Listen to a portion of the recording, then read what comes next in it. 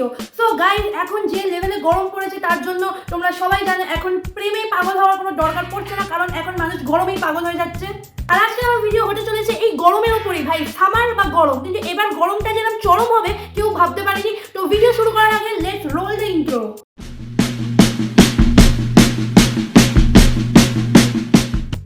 এই বছরের আইপিএল এর সাথে কিন্তু গরমের একটা খুব বড় সিমিলারিটি আছে। এই বছরের গরম আর আইপিএল দুটোই প্রত্যেকদিন নতুন নতুন রেকর্ড ব্রেক করছে। এটা হাস্যকর। আমরা সবাই জানি পৃথিবী সূর্যের চারিদিকে ঘোরে, কিন্তু এখন বাইরের যে অবস্থা সেটা দেখে মনে হচ্ছে সূর্য পশ্চিমবঙ্গের চারিদিকে ঘোরে। তো ভাই, কিছু কিছু ফলের এবং পাখিদের যেমন সিজন হয় সেরকমই কিছু কিছু ব্যবসারও সিজন হয়। যেমন শীতকালে যে ব্যবসাটা সব থেকে বেশি চলে সেটা হচ্ছে মদ। শীতকালে তুমি একটা দোকানের বাইরেই লাইন দেখবে, আর বিশাল বড় লাইন দেখবে, সেটা হচ্ছে মদের দোকান। কারণ শীতকালের সময় সবাই চায় মদ খেয়ে শরীর থেকে গরম লাগতে, আর গরমকালে কিন্তু মদের ব্যবসা পুরো নিচের দিকে চলে যায়। কারণ গরমের মধ্যে যদি মানুষ রাম খায় তাহলে তাকে আর পরের দিনে সকাল দেখতে নাও হতে পারে। কথা কি ক্লিয়ার না ভেজাল আছে?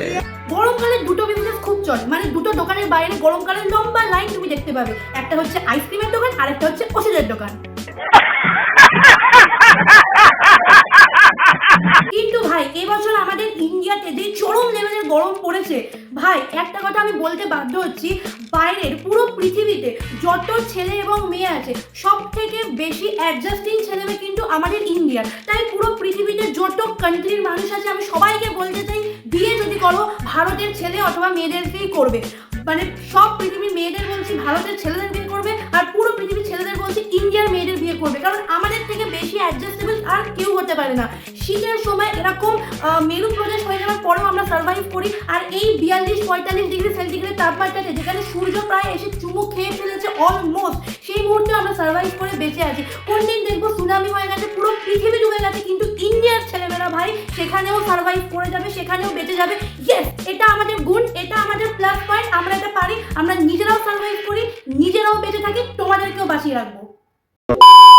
তো বাস এই গরমে আজকে ভিডিওটা বেশি লম্বা করবো না, কিন্তু ভিডিও শেষ করার আগে একটা ছোট্ট অনুরোধ করবো। না, এটা কোনো লাইক, সাবস্ক্রাইব, শেয়ার, কমেন্টের অনুরোধ না, এটা একটু অন্য অনুরোধ। গাইস, তোমরা অনেকে জানো, তবুও আমি একবার বলছি যে এই সময়টা শুধু এই কটা মাস একটু মাটির ভাঁড়ে বা মাটির সরায় একটুখানি জল নিয়ে সেটা তোমাদের নিজস্ব বাড়ির ব্যালকানিতে, ফ্ল্যাটের ব্যালকানিতে বা বাড়ির ছাদে একটু প্লিজ রেখে দাও। কারণ এই গরমে আমরা তো ভাই কোনো রকমে বেঁচে আছি, কিন্তু যে সমস্ত পাখি এবং মানে অন্যান্য প্রাণীরা আছে তাদের জন্য একটু প্লিজ দয়া করে ভাবো, একটু জল মাটির কলসিতে বা মাটির কোনো সরায় নয় নিজেদের গেটের বাইরে এবং নিজেদের ছাদে বা ব্যালকানিতে একটু রেখে দাও। খাবার রাখতে হবে না, জাস্ট জলটুকু রেখে দিও, তাতেই হবে।